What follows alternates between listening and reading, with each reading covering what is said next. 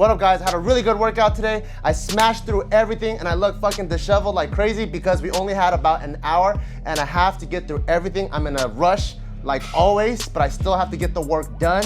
But one thing I do want to clear up is I read in the comments all the time for both IG and YouTube, and there's a lot of people that don't understand why powerlifters bench with an arch. So I just want to clear that up real quick. So there's two main modes of benching. There's powerlifting, where you're trying to bench and trying to press the most amount of weight. And then there's the bodybuilder's way of benching, where you're trying to build as much muscle as possible. You would think that doing one is gonna accomplish the other, but it doesn't. It's completely different. When you're benching as a powerlifter, what you're trying to do is get as much triceps, as much chest, and as much shoulders, and even your lats into the movement as possible, because your goal is to press the most amount of weight. When you're a bodybuilder, what you're trying to do is stimulate as much pec movement as possible. You actually want to take out shoulders if you can, take out triceps if you can, and that's why a lot of bodybuilders, you see them bench with a very wide grip, elbows out, to really focus on just the chest. But the safest way to bench is with an arch. And the reason why is the way your shoulders are in its most safest position is when it's externally rotated. So if you naturally just sit here at your desk right now, if you have your arms out and you externally rotate your shoulders, you'll notice that it's naturally gonna cause your chest to come up for you to flex the small of your back, therefore creating a nice little arch.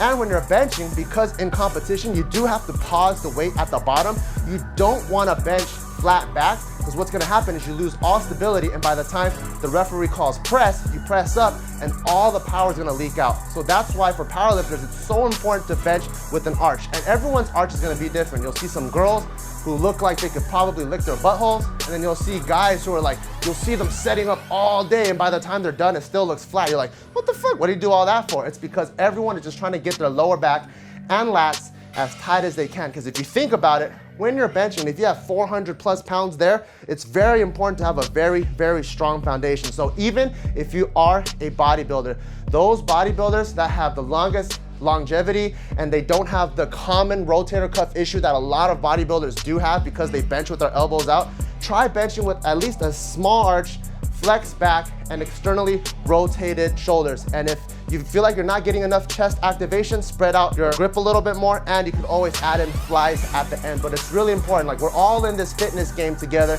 and we're all in this for as long as we can. So if we can avoid getting injured, that's the best way. How many times have you been training in the gym and there's all these bodybuilder guys like, fuck, my rotator cuff is so fucked up, that's why I never flat bench anymore. I only do dumbbells, I only do inclines or whatever. But flat bench is one of the best exercises you can do. So it's in your best interest to bench in the safest way possible so that you can keep doing that for the rest of your life. So today's workout, I did 6 sets of 2 with 336, and 336 is a weird ass number. It's because we're using kilo plates. Shout outs to Steve from USPA. He's the president and he lent us the competition set, and because we are getting close to competition, we decided to use it. It felt a little bit weird, but that's what we're gonna use in competition. So we even use the competition barbell.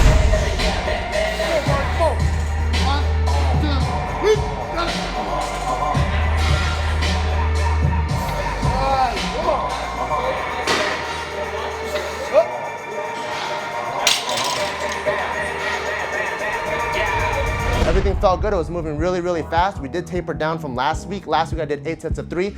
This week I did 336, 6 sets of 2.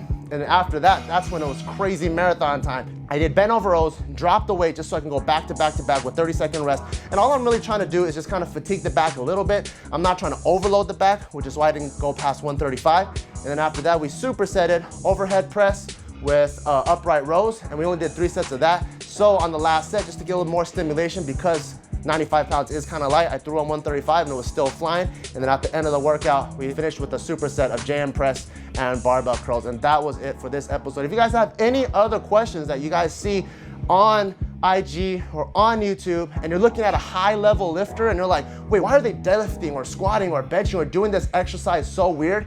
If you take into account that they are an elite athlete, there's probably purpose behind it, and it's in your best interest to Google and research why they do the things they do. Peace.